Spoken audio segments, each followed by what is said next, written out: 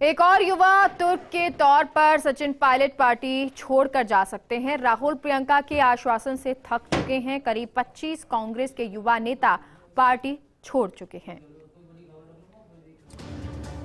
एक और युवा तुर्क के पार्टी छोड़ने की राह पर सचिन पायलट जा सकते हैं। ज्योतिरादित्य सिंधिया की राह पर पायलट कैंप के अनुसार अब वह थक चुके हैं राहुल और प्रियंका के नए नए आश्वासनों से, और इसलिए अब उनके लिए और इंतजार करना मुश्किल होगा। मुश्किल ऐसे में कांग्रेस को छोड़कर जाने वाले 26वें वो नेता हो सकते हैं। सचिन पायलट इसमें शुमार हो सकते हैं, यानी 26वें नेता के तौर पर सचिन पायलट हो सकते हैं। पिछले 9 वर्षों में जिन 25 लोगों ने कांग्रेस छोड़ी, उन सब की सिर्फ एक ही शिकायत राहुल गांधी की थी कि वो सुनते नहीं हैं और सिचुएशन को मिसहैंडल करते हैं राहुल। आइए अब एक नजर डालें पार्टी छोड़कर गए 25 नेताओं पर। जगदंबिका पाल, चौधरी वीरेंद्र सिंह, अजीत जोगी, हेमंता विश्व Sharma, Girdhar Gamang, SM Krishna, Shankar Singh Vaghela, ND Tiwari, Vijay Bahuguna, Rita Bahuguna, Ashok Chaudhary, Narayan Rane, Sanjay Singh, Alpesh Thakur, Radha Krishna Vikhe Patil, Tom Vadakkan, Satpal महराज, अमरिंदर सिंह, जितिन प्रसाद, ज्योतिरादित्य सिंधिया, आरपीएन सिंह, कपिल सिब्बल, गुलाम नबी आजाद, किरण रेड्डी, अनिल एंटनी, ये तमाम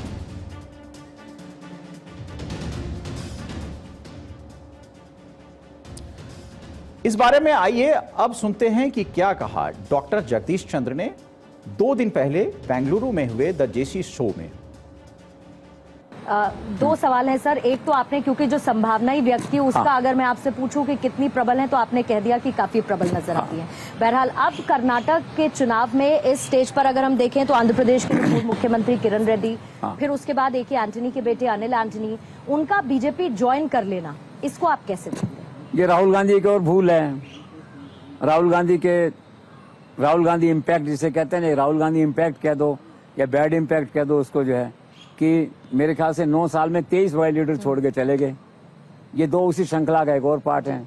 दोनों अच्छे कैंडिडेट हैं। एक तो इसलिए चला गया, उसने कहा भी राहुल गांधी गलती नहीं करते। राहुल गांधी से बात करना मुश्किल है।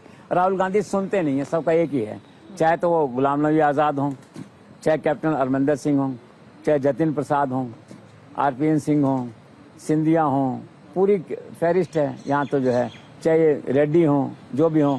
और सबसे बड़ा जो डैमेज हुआ, नॉर्थ ईस्ट हाथ से निकल गया, वो जो हेमंत शर्मा हों, उन सब एक ही था, mishandling by Rahul Gandhi. वो बियॉन्ड कंट्रोल है, ना प्रियंका के बस में ना मैडम के बस में है, तो चलता रहेगा ऐसे। तो बस ये वही वाली बात है ये कि वो चले गए छोड़ के।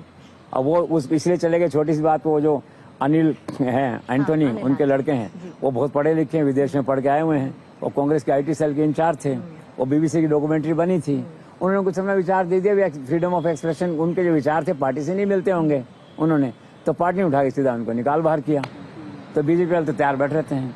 बीजेपी के पास में इतना बढ़िया मॉनिटरिंग रहता है, कहीं कोई छोटा सा पत्ता हिले तो उनको एकदम से खड़क जाता है, दिल्ली में बैठ के बुला लेते हैं शाम को। प्लेन नहीं होता, रेगुलर सर्विस नहीं होती, चार्टर भेज देते हैं, आ जाओ भाई, फ्लाइट का वेट मत करो, जो है आ गया, उसने ज्वाइन कर लिया। तो राहुल गांधी रहते सब होता रहेगा ये। और सब कांग्रेस ने इसको स्वीकार कर लिया है कि तो जैसे ऑर्डर ऑफ द डे है, चलने दो। ठीक वैसे ही जैसे चन्नी पर भी आजकल भाजपा के साथ संपर्क की बातें चल रही हैं। हाँ, हो सकता है, कोई बड़ी बात नहीं। मैं तो शुरू से महसूस कर रहा हूँ कि चन्नी के प्रति प्राइम मिनिस्टर और अमित शाह का व्यवहार थोड़ा सा फ्रेंडली टाइप दिखता है, डिफरेंट देन केजरीवाल और इन लोगों से, ऐसा मुझे लगता है। उनको लगता है शरीफ आदमी है, और ये वो जब आता है तो मिलते भी हैं उससे, वहाँ भी कोई सहायता मांगता है तो देते भी हैं उसको, अच्छी बात है। और फिर सर जलंधर उपचुनाव है तो एक ऐसी चेहरा चाहिए, अच्छी बात है। कंस्ट्रक्टिव एक कोऑपरेशन रहना चाहिए दलों के अंदर। राजस्थान में एक नए गठजोड़ के संकेत मिल रहे हैं। सचिन पायलट और हनुमान बेनीवाल के गठजोड़ के संकेत। सूत्रों के अनुसार पायलट ने अभी तक नहीं लिया है कोई अंतिम फैसला, फिर भी उनके भाजपा में जाने और थर्ड फ्रंट बनाने की संभावनाएं बनी हुई हैं। 1 अप्रैल को भारत 24 पर प्रसारित द न्यू जेसी शो में भी पायलट और बेनीवाल के संभावित गठजोड़ के दिए गए थे स्पष्ट संकेत। हनुमान बेनीवाल एक अलग फोर्स है अपने आप के अंदर, जो है उनकी खासियत क्या है कि वो अकेले जीत के आए चुनाव, 3 एमएलए हैं, उनके एक एमपी हैं खुद यहाँ पे, जो है जाट पॉलिटिक्स में एक अलग तरह की थ्रेट हो गए हैं। वो कभी बीजेपी के साथ होते हैं, कभी नहीं होते हैं। किसान आंदोलन पे किसान बिल को लेकर अलग हो गए। अमित शाह और उन्होंने मनाने की कोशिश की पीयूष गोयल ने, लेकिन नहीं जची बात उनके, तो नहीं गए। ये भी बात अजीब थी कि उन लोगों ने कहा, वो नहीं माने। अब वो कहते हैं मैं तो 50 पे खड़ा करूंगा लोगों को अपने यहाँ पे, I will be king maker.